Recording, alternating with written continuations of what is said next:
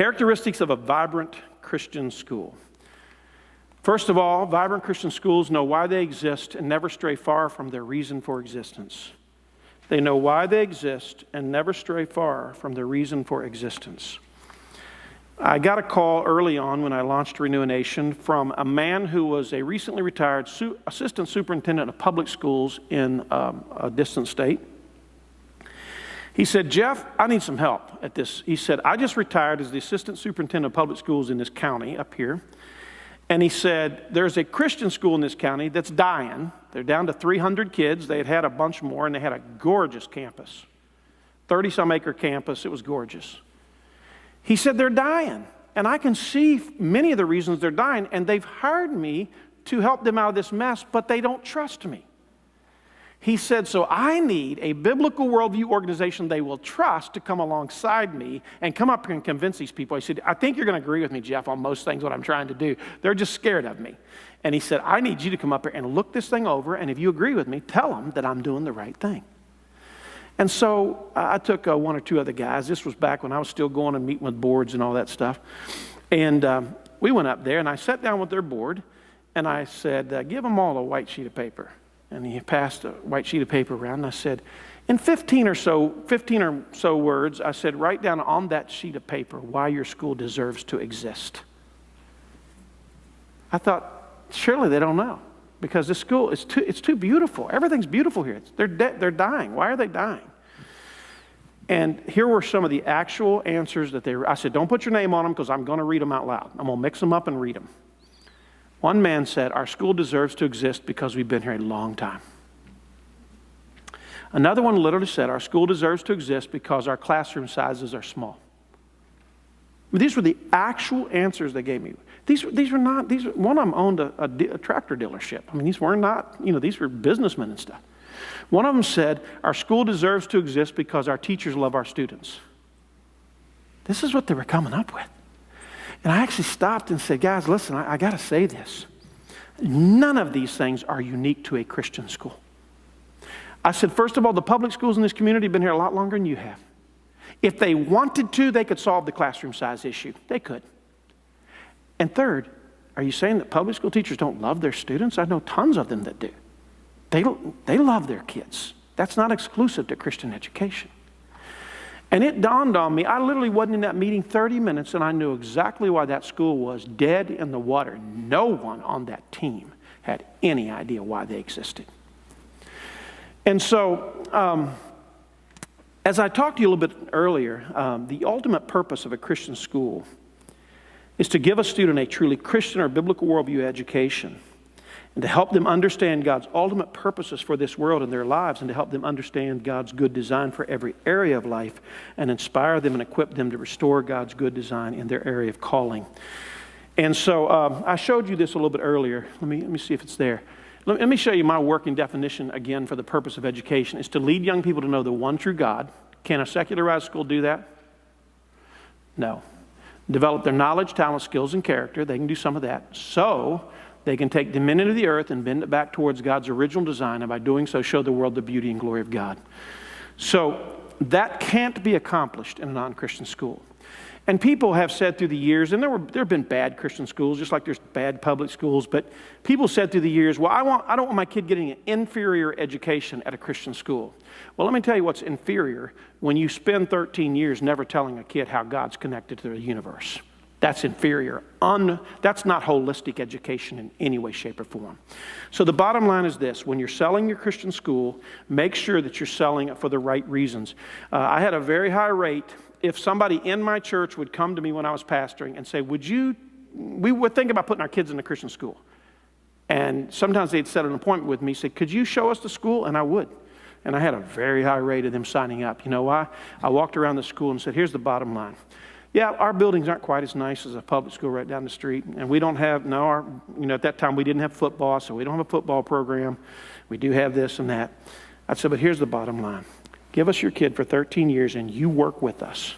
And in 13 years, we'll send a kid into this world who's in love with Jesus, understand God's thinking on this whole world, and he'll be ready or she'll be ready to change the world for the glory of God. That's how I sold our school, and I hope that's how you will sell your school. What happened was in the 60s and 70s, thousands of Christian schools were launched. mostly by pastors. By the time I got into it in 2000s, and then when I got into this in 2011, 12, most of those were third or fourth generation leadership. The founders had died, and many of them are completely off mission. They become prep schools, they become sports schools, or they're just terrible schools. They're no good at anything. And so, thank God, the homeschooling movement became the organic Christian school movement starting in the late 80s, early 90s. And Christian schools fought them. That's the dumbest thing I've ever heard in my life. We've got one mission: give kids a biblical worldview through any and all means. And so don't fight homeschoolers. And let them come into your school, participate, create relationships and partnerships. And lots of Christian schools are doing that now. The beautiful thing about COVID is now we have two massive movements. The Christian school movement's exploding again. The homeschool movement's exploding at the same time. By the way, it's the best day to be in Christian education in America ever in our history. We have a long face because everything is very dark, but I'm telling you, God is bursting forth on the scene right now in this country. So you got to know why your school exists. Never lose its vision or mission for raising up a next generation of amazing Christian kids and Christian leaders, and you'll be doing just fine, all right? Secondly, vibrant Christian schools have strong and well-equipped leadership. There will be some of this that's a little bit administrative because I talk to a lot of administrators, but I'll get to you teachers here soon, so don't jump off the ship. Vibrant Christian schools have strong and well-equipped leadership. It starts with the board and moves down the chain of command. Leaders should be united in purpose and fully understand and believe in the purpose of the Christian school. There are Christian schools who have board members who are not Christians at all. They just gave $1 million last year. A woman who's given me millions of dollars, who is at best a nominal Christian. One day she was getting ready to write me about $2 million worth of checks for a project. And she looked at me and she stopped. And she'd never been like, she goes, "Should I be on your board?" I'm sitting there going, "Hello, 2 million, bye-bye 2 million. How are we gonna do this?" I said, I don't think so. I didn't hesitate, but it took a little guts to say it. And I thought, I might just lost $2 million. And it was a building project, mostly. And I said, "I don't think you need to be on our board. But since you're writing the checks for these buildings, we'll make sure that you approve every single one of them. You like them. You like the looks of them, She said, "Okay, that's good." She doesn't have a biblical worldview in any way, shape, or form. I'm still in very much of a relationship with her through the ministry. And she's still supporting us.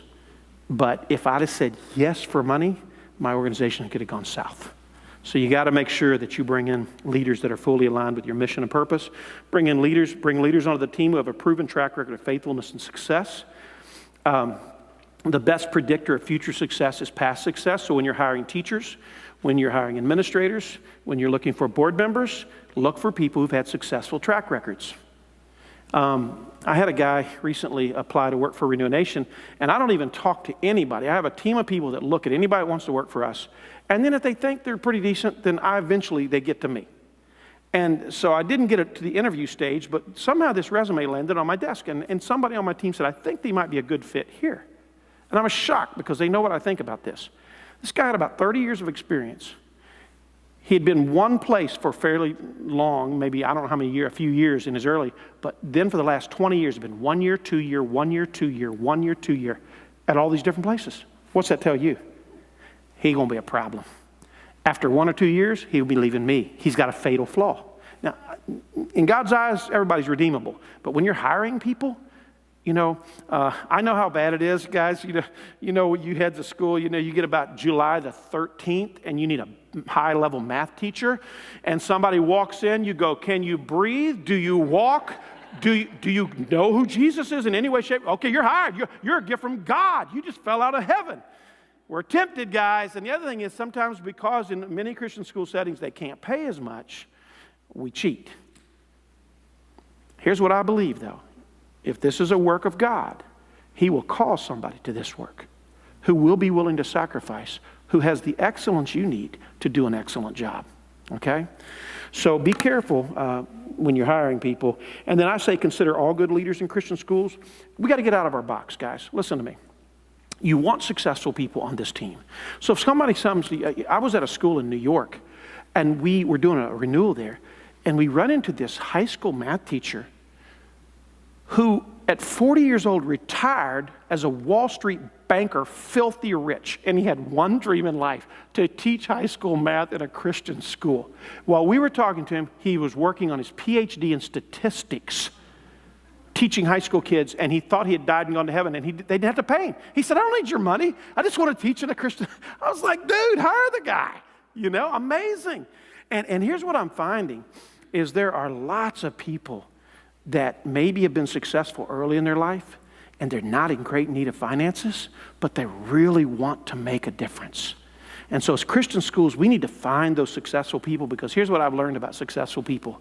Wherever they go, they bring success. If it's in the classroom, if it's in the administrative load, if it's on donor development, wherever they go. All right, let's go. You guys, come on, Jeff, move on. I am. Vibrant schools have a good balance between entrepreneurs and managers on their leadership team. I'm an entrepreneur from the top of my head to the bottom of my feet. When I started Parkway Christian Academy, I hired an educational managerial leader to run the school. I didn't want to run the school. I wasn't the guy to run the school. I need somebody who's watching the P's and Q's really tightly to run the school. She drove me nuts, and I drove her nuts. Okay, that's how it works.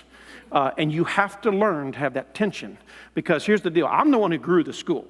I would call her, I'm not kidding you, I'd call her about June the 14th and say, where are we at on first grade? Well, we have 2 classes and they're full. And you promised me that we would never go beyond 22 kids max, ever. Okay, and I'd say, well, I think we're going to have 6 or 8 more.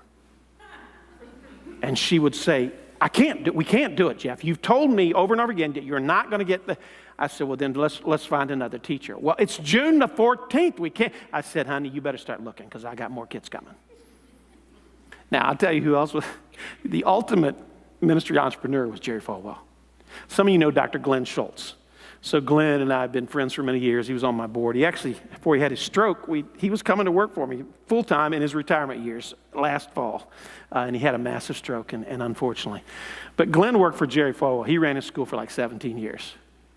He said, dude, he would call me up at midnight. We're going to do this. We're going to do that. And so he told me some wild stories about Jerry Falwell. So one day I said to Glenn, I would sit down with him when we were out speaking together. I'd say, tell me a Falwell story. I want to know more about it. And one day I said, man, he seemed like he was kind of wild to work for. He said, oh, he was crazy. He said there was nothing too big for him. Nothing. He would try anything. I said, well, I was kind of thinking, did you not like him? I said, well, sum him up in one word. And Glenn Schultz looked at me and said, remarkable. Now, Glenn was a managerial leader running his academy. Jerry Falwell was this monster entrepreneur. And you know what's happened. I just saw the latest numbers. I think there are 138,000 kids enrolled total at Liberty this year. Is that insane or what? You know. So what you need in Christian schools to thrive is you need a balance of entrepreneurs and managerial leaders. I like to see a lot of entrepreneurs at the board level, because entrepreneurs think very differently. When I was pastoring my last pastorate, we had to have 80 women to manage our nurseries. Okay, so we had multiple services every week. We had to have 80 women. Well, this is the difference between me and my managerial nursery director. She would call me and say, we're down to 68 kids, Pastor. 68 women on the staff, and she said, on the volunteer staff, and she said, I'm telling you, we can't do it without more. We got to have 80. And she would be stressed. I would walk straight into the Sunday morning services and stand up and say, let me tell you, how many of you would like to help us win some young men and women to Jesus, some young couples? I want to, and they get all excited. I say, all right, here's what I need. I said, we got all these young couples coming to this church. They're brand new. Many of them are unsaved. They're bringing their little babies into the church. And if those babies scream in a service and they get embarrassed, they're never coming back. We're going to lose the opportunity to present the gospel to them. But if more of you ladies would go back and volunteer for our nursery, you could help us win those young couples to Jesus. Paula would call me the next week and say, what did you say in the morning services? I got more women than I know what to do with. That's the difference between an entrepreneur and a manager. Now, you don't want me managing the nurseries. That woman was amazing. She was an RN. She was phenomenal. The kids were super well taken care of. She worried about stuff that I couldn't even think about. But she didn't know how to get anybody to come and help her, and I did. So there's a tension. Even amongst teachers, there are kind of entrepreneurial teachers. They're the ones that come to the teacher meeting. Why don't we try this? And the managerial go, we did that in 1974 and it did not work. We're not trying again. Okay? Listen to me. Let that tension be there because you need that healthy balance to have a great school. All right. One thing I do say is if you have too many entrepreneurs, you'll go bankrupt. If you have too many managers, you'll simply lose your mind. Okay? Vibrant Christian schools consistently strive to ensure that their administrators and teachers are possessing a thoroughly biblical worldview and are using educational philosophy and methodologies that are in harmony with the biblical worldview. Here's the bottom line. Teachers trained, many teachers in Christian schools were K through 12 secularized schools. They went to college at a secularized college. They got their master's degree at a secularized, graduate program. And they come into Christian education. They mean well. They love Jesus with all their heart. But they really have some bad ideas about how to teach and what it means to teach biblically and Christianly. And so you really, really have to do things to offset that because across America, tens of thousands of Christian teachers are coming out of public education going into Christian schools right now. I think he said he hired 7 from the public schools this year for his school. And the point is, they're wonderful people. Some of them bring some amazing things to the table, but they need to be trained biblically. One of the things we're working on, we got 3 books coming out in the next few months at Renew a Nation. 2 are for church and family. 1 is my book on saving our children in the world gone crazy. But then right now, the Christian Ed division of my organization, they're writing a new book on what it means to teach biblically. And I'm real excited about it. I have a genius on my team, but here's the deal. She's one of those people that is such a high-level perfectionist that it'll be right before the rapture takes place that she ever says to me, this book is good enough to be released. But her husband works for me, and he is much more pragmatic. And so I keep saying to him, get your wife to finish the book. She's brilliant. So she classically homeschooled her children up until about the 8th grade, and then she put them into a Christian high school, and she went and became the academic dean. Her kids are rocket scientists. The one went to Liberty, graduated in 3 years, and then got a full ride into the PhD program at North Carolina State in mathematics. He skipped the master's degree. And they gave him a full scholarship. He's teaching and everything to be in the PhD in mathematics. Anyhow, she's writing a phenomenal book. She truly has a great grasp on what it means to teach Christianly. And I can't wait till that's done and can make that available to people like you. Oh, I'm pushing the wrong button. Here we go. Whoops, let me back up. So this is something that we're just launching is our REAP program, Renew a Nation Education Advancement Program. That's our Christian school launch, our Christian school renewal, and our Christian school education cultivation. So this is a Facebook community we just launched not too long ago. It's just getting started. If you want to scan on the upper left, and then I guess they have an Instagram account too. But also we have a website called reap.renewanation.org, reap.renewanation.org, and they're just populating that. So we're really ramping up on teacher development, professional development. Okay, some of you still taking that? Yeah, go join that community. All right, these are just some of the things we're offering in REAP for professional development. Cornerstone is an online program. There's some others, methods of our master teacher, blah, blah, blah. So just get connected to REAP. That's really starting to go somewhere.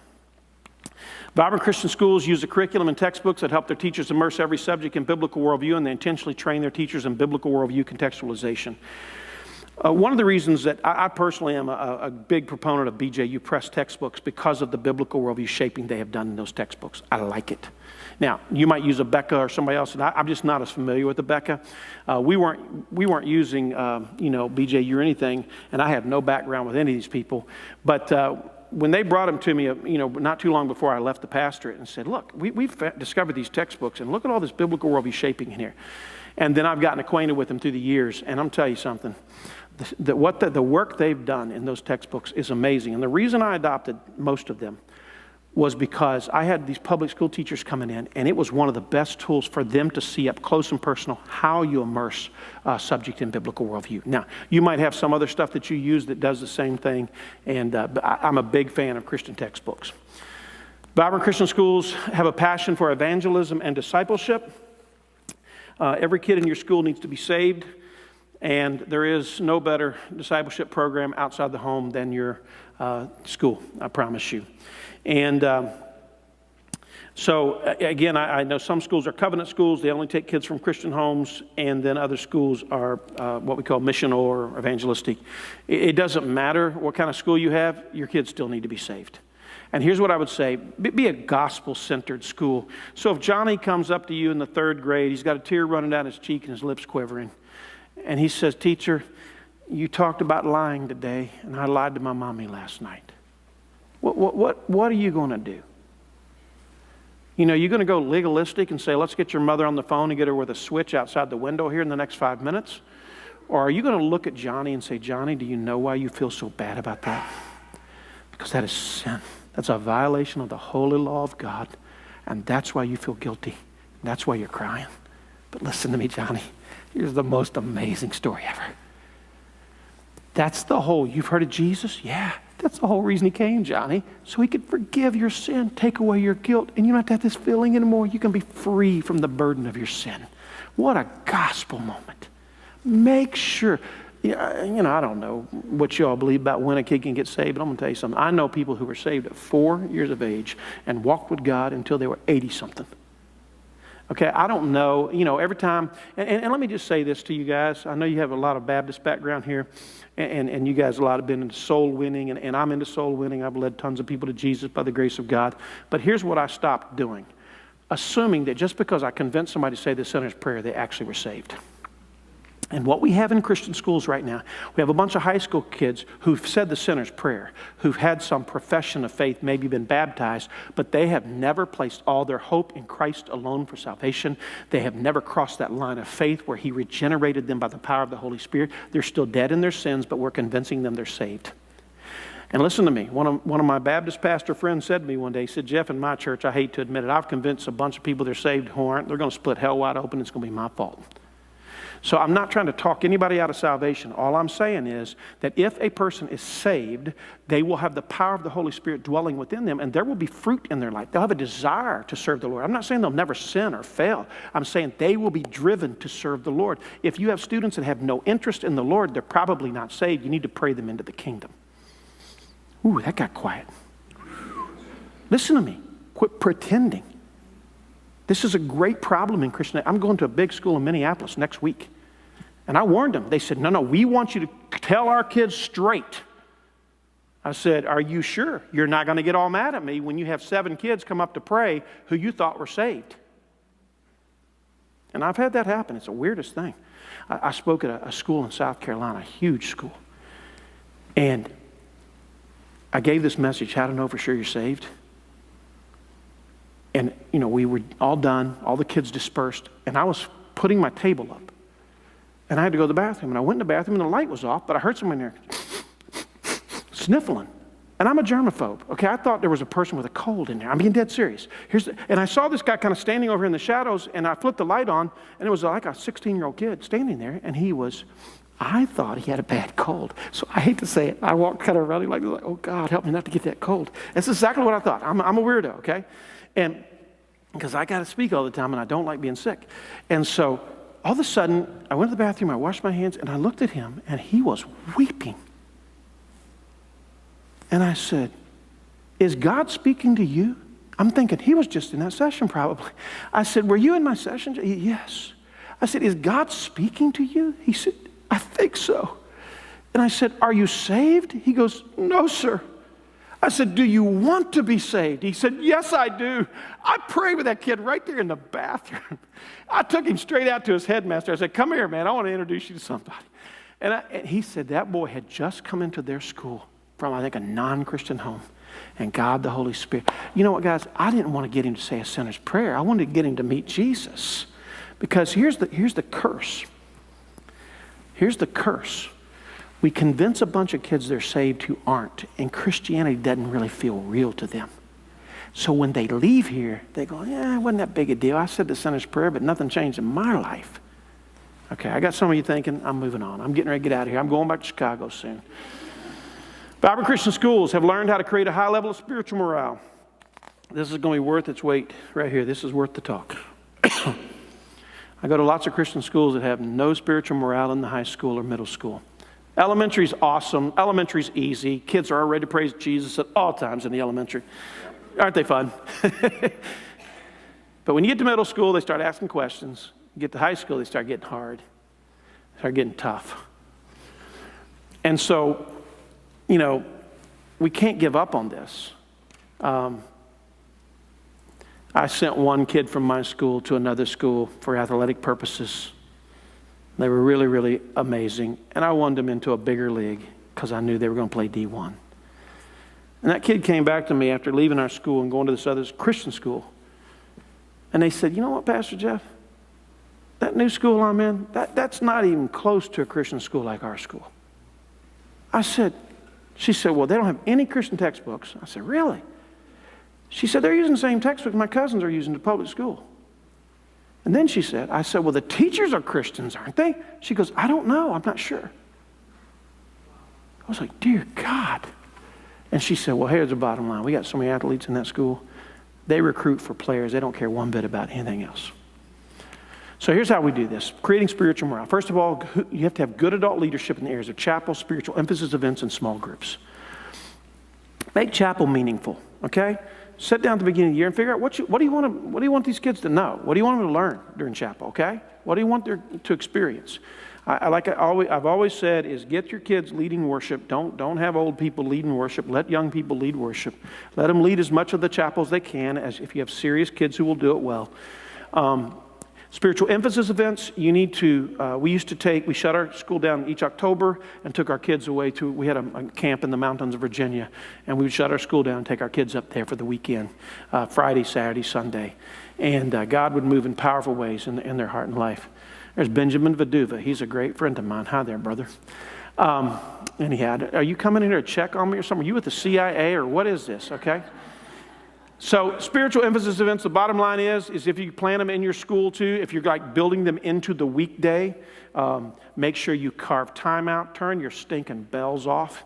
You know how many times I've been speaking, and I lost all the kids. I mean, they just lose their mind at that moment. But anyhow, I was just down in Georgia, and I was speaking, and the bells were ringing. I was like, dear Lord, I'm going to shoot that bell. But anyhow, but seriously, carve enough time out. I literally had a school call me one time and said, would you come? We want you to speak 5 days in a row. We want you to speak to our kids for 15 minutes a day. Literally. First of all, I'm going to go spend 5 days for something. I'm not going to spend 5 days anywhere, even with my grandmother. But I'm ADD now, man. I got to move. Give me a day or two and I'm out of there. But anyhow, she's dead, so I won't be with her much either. So anyhow, but the problem is, you know what I said about that school to myself? I said, they're totally not serious. They're not even serious. Now, when we had our school, we carved out plenty of time we brought in great speakers for spiritual emphasis events. And we had altar calls. I don't know if you guys do that, but we had altar calls and stuff. And we always had that one kid that wanted to seek God everything and work it through math class. Lots of tears and weeping. No, he said, son, get up and go to math. You did this 3 days in a row. You can't be saved that many times. But anyhow. So we always had to work with stuff like that. And small groups, the best small groups, in my opinion, in the country, and we were able to do this to a significant degree, is you train your juniors and seniors, maybe a sophomore, they're really mature. You retreat with them, you train them, and you help them understand that if we're going to have a great high school spiritually, it's going to be because you lead. I promise you guys are important, but what's really important is what are your most popular kids in the school doing? Because all the little kids are going to follow the popular kids, and you know it. So small groups is you have adult leadership training your leaders, training the students, watching them, managing them, and then when your best basketball player, your best male basketball player walks into an 8th grade group of boys and says, hey guys, I'm doing discipleship every other Thursday for the next 8 weeks in this semester. How many of you guys want to be in my discipleship group? How many 8th grade boys are going to join the best basketball player in the school? Every one of them, except for that one nerd who really wants to stay with the teacher. But anyhow. And again, you try that as a teacher. Go in and say, I'm going to do a Bible study. Now, you'll get a few people. The nerd and 3 girls will join you. I mean, they will. But the bottom line is if you don't get good students leading small groups, if you want to have an excellent situation, because, peer pressure, guys. Okay, can I tell you, I'm going to get thrown out of here, but I'm going to tell you something. You know what the number one weakness of Christian schools is? Peer pressure. And the number one benefit of homeschooling is you kill all the peer pressure. Now, some of you guys, I heard it's socialization. Okay, I'm not saying I'm against Christian schools. Obviously, I'm starting 17 or 18 of them right now. What I'm saying is sometimes the peer pressure in a Christian school can be as bad as in a public school because you have a bunch of kids who don't love Jesus. So I dedicated this little girl to Jesus. Her parents were in dental school. Both their mom and dad, when I was pastoring in the inner city of South Florida, they had some history with my background. They wandered into my little inner city church when they were in dental school. They thought they'd died and gone to heaven. They'd grown up in real traditional churches. And they literally told me we'd never been in a church where lost people were getting saved. And lost people were getting saved like mad in this little inner city church. And it blew them away. Well, they had a baby while they were in dental school, and I dedicated little Kelsey. Well, they moved in like 2001 back to Idaho, bought a practice, and have done amazingly well for the last 20 years. By the way, when they were in dental school, he came to me and he said, Pastor, I know you don't have a lot of money, so for the rest of your life, we're going to be your dentist, and you will never pay one dime. And guys, I've flown there every other year. I fly out there. They do crowns. We stay with them, and they take us to dinner every night. It's unbelievable. My dad said, son, if you're in the ministry, you'll never get rich, but you'll get to do things that only rich people get to do, But they put their daughters in a premier Christian school. And it's a big name school in the country. Ridiculous amounts of money to go there. And their daughter graduated from high school. I just went out and had part of her wedding a year or two ago. And she said to me, she just talks to me like she's my daughter. And she goes, Pastor Jeff, you know what bothers me about my school? She said, of all the graduates, and this school these kids are going to Ivy Leagues. It's an unbelievable academic place. She said, I'm the only one who did not sleep with my boyfriend or girlfriend in my graduating class and get drunk on the weekends. She said, they come in here during the week and fake it. They act like Christians, and they're total frauds. That ain't what we're shooting for in Christian education, folks. All right, move on. Number 2, encourage students to be involved in spiritual activities outside of school. Mission trips, camps, retreats, youth ministries. Guys, you need as much action in their life spiritually as you can find. We used to require them to go on a major mission trip before they could graduate from our school because God moves on mission trips. When you get them over there, they have no cell phone. They got cockroaches running across their legs at night. I'm telling you, they break down. They break down. We want to break them down. Knock the arrogance out of them, scare them half to death, send them into a Muslim village in Africa like my kids did, and they'll break down, and you'll see something happen. I promise you. Third, again, I already said this, spiritually minded student leaders, you're going to have to invest in these students who love the Lord and are willing to serve. You got to pour into them and get them to show their love for the Lord amongst your other students. And then a campus pastor. I don't care how you do that, but you just need somebody shepherding this whole area as best you can, somebody really, really highly focused on it. All right, let's move on. Vibrant Christians understand that their parents and students are their customers. Their parents and their students are their customers. I only say that because I hired quite a few teachers who were coming out of government education, and they had a weird mindset. It was kind of like, there's 2,000 kids coming back next year, even if we treat them all terrible. And I literally had to pull a few of them aside and say, listen, you don't understand something about Christian education. They're paying us to be here, and not one of them has to come back tomorrow. There's no guarantee here. So first of all, though, we should have a mentality of serving our parents and serving our students. That's one of the problems with secularized education is there's an antagonism between professional teachers and administrators and parents. That's sinful. It's wrong. Parents are supreme in the life of a child. We should always honor those parents. We should serve those parents and serve those students.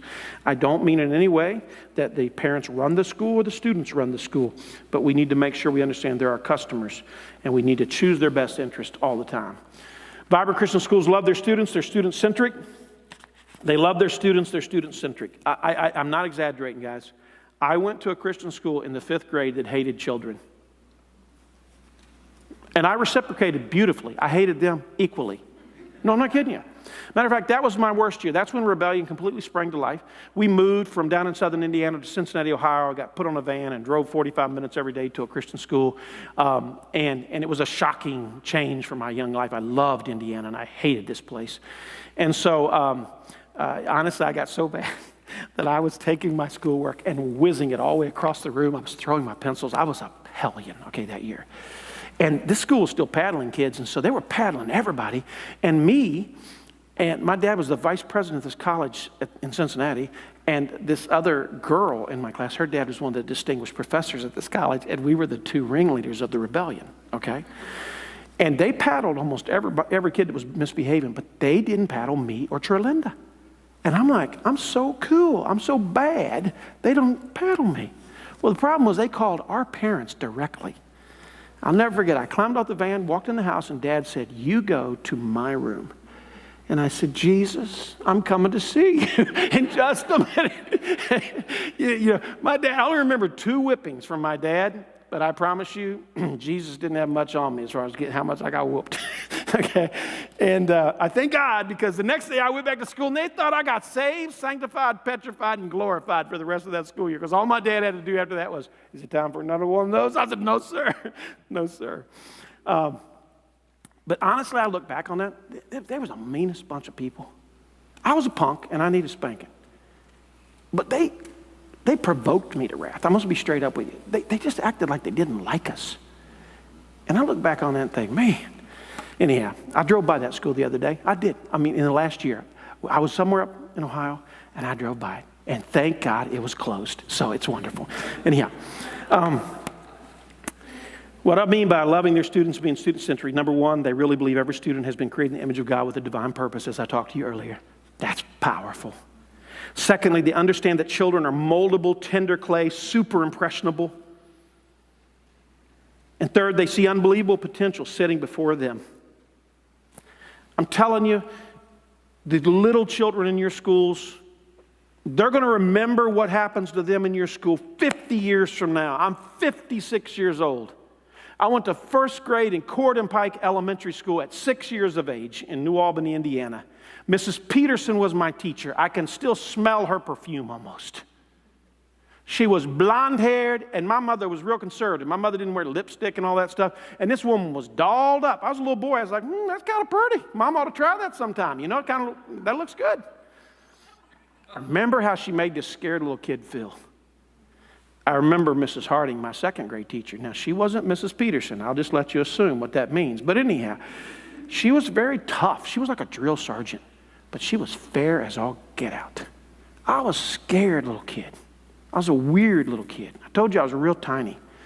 I remember one day, this kid named Bobby Joe, he tried to punch me a bunch in the bathroom. I don't know how I was bigger than him, because I was little, but he was a little bit smaller than me. And I grabbed his arms and I pinned him against the wall. And all I did was held his arms against the wall until he started crying. And when he started crying, I let loose of him. He ran off. And as I followed him into the classroom, second grade, Mrs. Harding, I heard him saying, Jeff just tried to beat me up. And I thought to myself, that little liar. And I thought, is the world going to be fair? And here's what Mrs. Harding said. She said, well, Bobby, next time, pick on somebody your own size. And you know what it said to me? She knows him. She knows me. And she knows I wasn't beating him up, but he was probably trying to beat me up. And I was such a weird little kid. I remember I had this phobia. I think it was because I was so skinny, that I had this phobia of ever taking my shirt off around anybody but my family, and I wouldn't even take my shoes off around anybody except for my family. And so one day, Mom said, Jeff, the bus is coming. Hurry, get your shoes on. And I still remember this day. I could tell you, I got a picture in my mind of those shoes. They were dark blue, navy blue tennis shoes with white all around the edges. And I stuck those tennis shoes on and tied them up. And as I ran out to the bus, there was something in that shoe. And I was like this. And I was embarrassed to take my shoe off all day. I wouldn't go in the bathroom and do it. I wore that shoe all day long. There was something in there. When I got home that night, I took it off. You know what was in there? A dead baby mouse. I killed that dude all day long.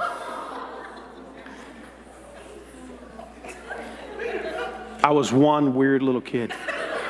I really was. But you know something? Down inside of me, I was afraid a lot as a little kid. I was scared to get on that bus. And I was scared to go to that school. But those adults somehow calmed my nerves and my fears. This sounds so stupid. All I'm saying to you, I told my daughter who's been a first grade teacher, I said, they will be talking about you 50 years from now. So the bottom line is, you discipline children.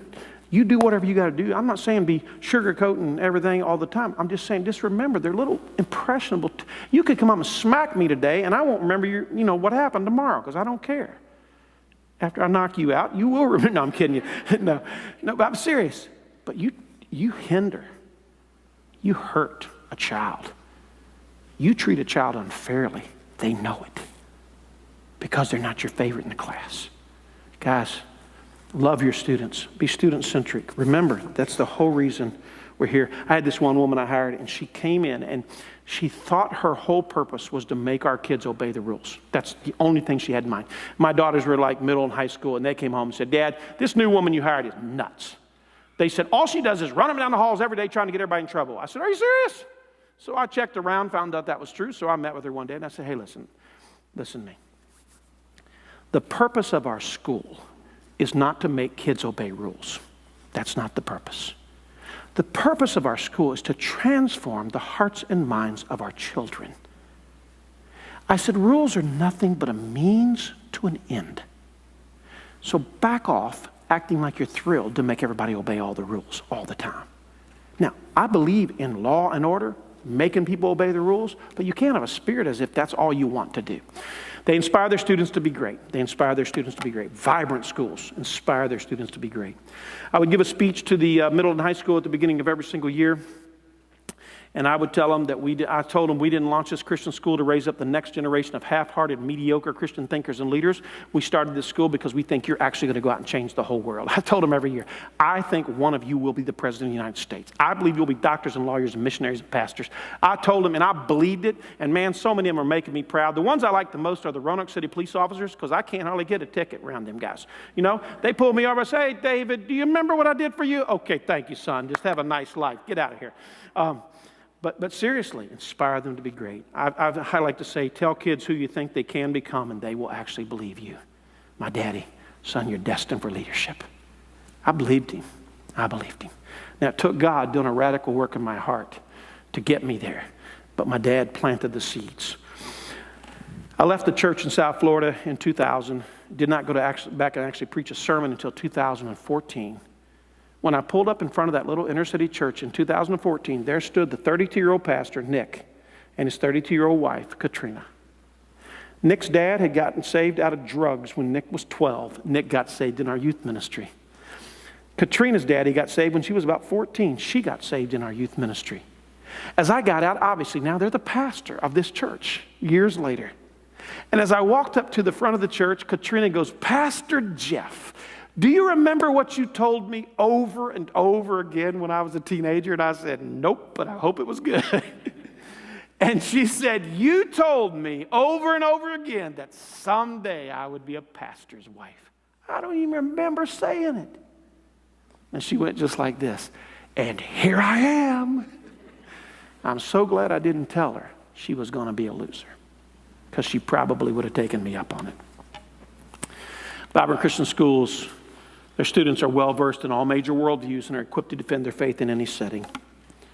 Their students are well-versed in all the major worldviews and are equipped to defend their faith in any setting. This has got to be the goal. We live in a 100% hostile world. All right? And we have to be intentional about raising up a generation of TJs who can defend their faith in the godless world they're going to go into, in the Babylon that they're going to live in. And so we made it a major focus at our school. You need to make it a major focus at your schools.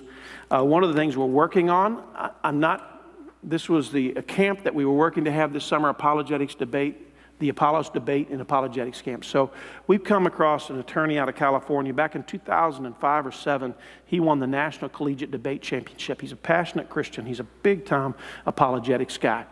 And right now, it's a big endeavor, but we're working to build a debate and apologetics program for Christian schools so that we can raise up TJs all over this country.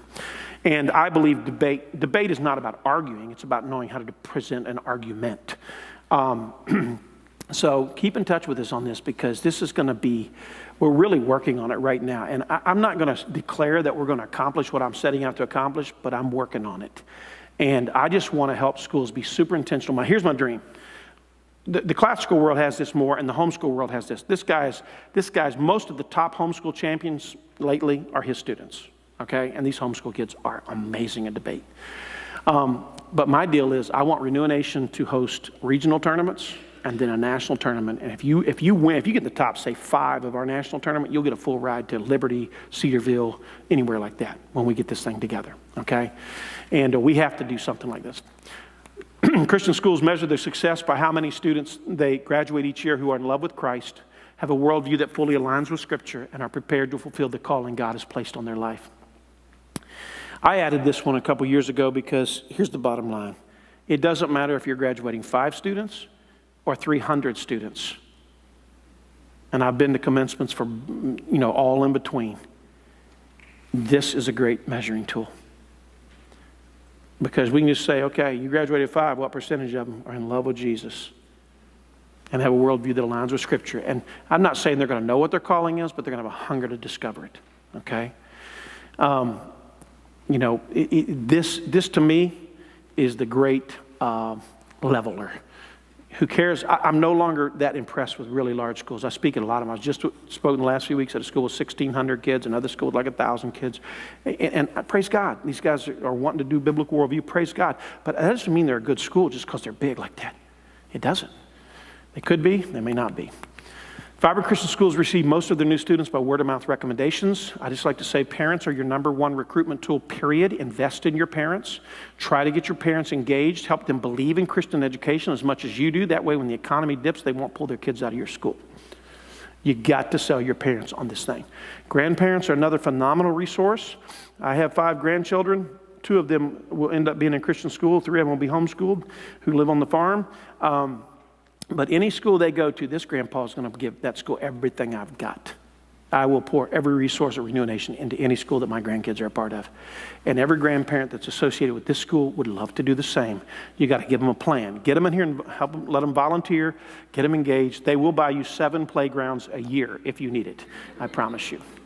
You got to channel that so you can get them to buy things you really do need. Vibrant Christian schools have a vision for the future and a comprehensive plan to make that vision a reality. Every Christian school that's accredited has a strategic plan, but do you have a plan that you're actually working? Or is it just one you put in the file cabinet until they come back the next time?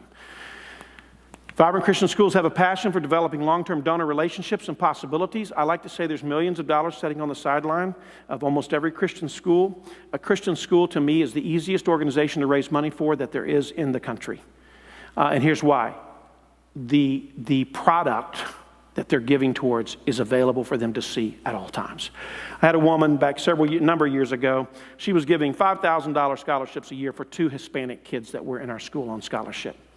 And one day, she'd been doing that for several years from her family foundation. And one day she called my secretary and said, hey, tell Pastor Jeff that I'm only going to be able to pay for one of them this year because my kids who aren't Christians are mad that we're spending this money on a Christian school out of the foundation. I said to my secretary, ask her, she and her husband come meet me at the school. I mean, literally, it was like 2 hours later, I think they showed up. I walked in, I said, come here, I just wanted y'all to meet those kids you've been sponsoring. I went back to this classroom. One of them was a 14-year-old girl named Jacinia, beautiful little Hispanic girl. Guys, I didn't prep her, I didn't train her, I didn't do anything. All I said was, I knocked on the door and I said, hey, Jacinia, come here. She came over to the door and I said, Jacinia, I just wanted you to meet the couple who's been paying your tuition and making it possible for you to be at this Christian school. That little girl went, and she jumped up and she grabbed him around the neck. And I saw tears burst out of both their eyes. I said to myself, we're going to get 10,000 this year, I guarantee it. Listen, I took him over to her brother. He was a 3rd grader. He wasn't even nice to him. But they left before I got back to my office. My secretary called me and said, hey, Ruth called and said, don't worry about it. They're covering all 10,000. That's donor development, man. I took a guy who owned a big housing company, building houses. He had a white beard down to here. We helped launch an inner-city African-American school in Roanoke, Virginia. I took that man into that school because I wanted to help them. They were trying to get a building, and I needed a contractor to remodel this new building for them. So I took him in, and I'll never forget, I got Santa Claus. He looks just like Santa Claus, okay? I got white Santa Claus on his knees in the kindergarten room with all these black children surrounding him, and he was mesmerized, okay? He was mesmerized. And we go out, and I sat down, and I said to Sharnika, she had left public education to start this inner city school. I said, Sharnika, tell him how much you're making a month. And I think she said $600 a month to run this school. He goes, are you kidding me? So I said, share your vision, Sharnika. She told him all about how she wanted to get this building remodeled. And when she got all done, I just looked at him and I said, hey, you know what I need? You know what she needs? We need a contractor to come in and remodel that building. He goes, count me in. I'll do it. When she got it, he did all the remodeling for $0. Donor development, guys. There's nothing more beautiful than children. And when you bring your donors into your building and say, hey, this is our product, man, they'll give, how much you say you just raised? 10 million or something? A bunch, okay, it's there. All right, some of you said, I'm not into that. Go on, talk about something else. All right, I will. Vibrant Christian schools live by faith and are willing to follow God's leadership no matter the cost. You know, God wants more children in your schools, I promise you, because he hates what's happening to our kids in this culture. He wants to bless your school. He wants to. But you got to be willing to see opportunities and seize opportunities and say, yes, we'll step out on faith. Yes, we'll add another classroom. Yes, we'll add another teacher. Yes, we'll do what it takes. Vibrant Christian schools, their employees live with the daily belief that the work they are doing is making a huge difference in this life and for all eternity. I know, again, it doesn't feel like every day you're making a huge difference, but you're making a much bigger difference than you know. With this, I'm truly done. This is Reverend Paul Mills. He was 80, maybe 86 years old in this picture, which I took a number of years ago. I was speaking at a camp in southern Indiana, and I was sitting on the platform. It was a huge auditorium, and in the back, I saw that man walk in. And I had only met him a few times through the years, but I'd never had a serious conversation with this man. But my mother had talked about Reverend Paul Mills my whole life. So I said from the podium that night, I said, one of the reasons I am standing before you to preach is because of Reverend Paul Mills, who's in the back over there in the auditorium. I said, that man saved my mother's life. And I got to sit down with him that week and talk to him. My mother was born in Columbus, Indiana, into a non-Christian home with a dad who sexually abused her. When she was about 8 years old, my grandmother was powerfully converted to Jesus in a little church in Columbus. Right after my grandmother was saved, this man became the pastor of that church, and my mother began to go with her mother to church. My mom told me through the years, she goes, Reverend Paul Mills and his wife were the most amazing people. This was in the 50s. This was long before there was youth ministries and stuff like that. She said, but every Sunday night, after the Sunday night service, Paul Mills and his wife took all of the young people to their house and cooked a massive meal. And we played games. And it was like a haven. My mom was not saved. She was sexually abused. She told me, we just talked about this the other day. She said I was totally heading down a wild path, a terrible path with all this abuse in her life, etc. But Paul Mills walked up to my mother and my grandmother one day and sat and looked at my mom and said, would you have any interest in going to a Christian boarding school in Cincinnati, Ohio? And my mom said, you know, I wasn't a Christian and I was into some stuff I shouldn't be doing, but it sounded like something that I'd want to do. I don't know if he knew what was going on in her home with her father. I don't know if he knew. And by the way, I never knew my mother was sexually abused until about 10 years ago. She never told us. And so, long story short, she went back to her father and he said to her, I will never pay a dime for you to go to a Christian school, but I won't stop you. And Paul Mills took my mother to that Christian boarding school where he'd graduated from in Cincinnati. But here's the point that I wanted to talk to him about. My mother said to me through the years, something kind of negative happened in the president's office when he walked in there with me. And she remembered that he kind of vouched for her or something. So I said to Reverend Mills, when I met him here at this camp, I said, do you remember the day you took my mother to that boarding school? He said, oh, I'll never forget it, Jeff. He said, I wrote it in my diary. He said, I walked with your mother into that school, and they had certain ways they dressed and everything at that school, and my mother didn't look like any of them. He said, I walked with your mother into the president's office, and he said, I'll never forget it, Jeff. As I walked in the door of the president's office, he started shaking his head, no, just like this, and he said, no, no, no, no, I can't take any more like her. They don't make it here. My mother never remembered those words. It made me shudder to think how close my mom was to being sent back to hell. And what Reverend Paul Mills did, essentially, he said, sir, if you can't take her on her reputation, could you take her on mine?